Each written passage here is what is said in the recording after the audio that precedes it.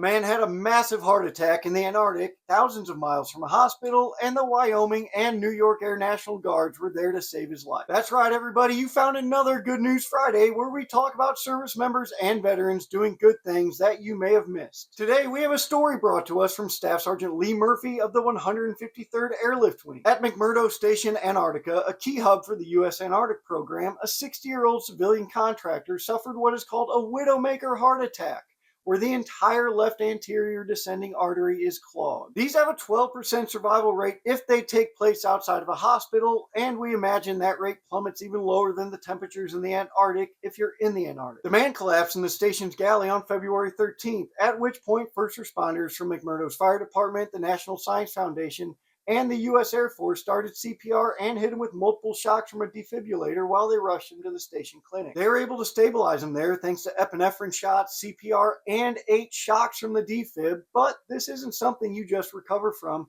and he needed major medical care that wasn't available there.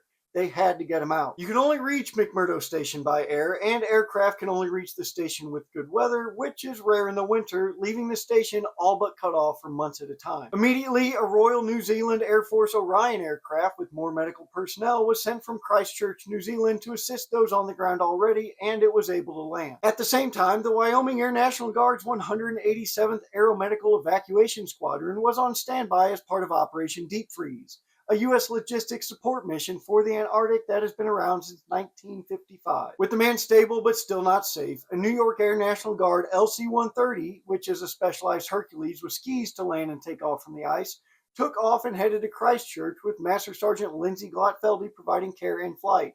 It wasn't immediately clear who the man in the photo was. 12 hours after collapsing, the man reached a hospital where 2 stents were placed to reopen the arteries, and he walked out days later. That's going to wrap Good News Friday for this week, but we'll be back with more next week, so if you have a good news story, send it to me at kyle.gunn@taskandpurpose.com. In the meantime, feel free to check out all of our stories at taskandpurpose.com and follow us right here for more news by and for the military community.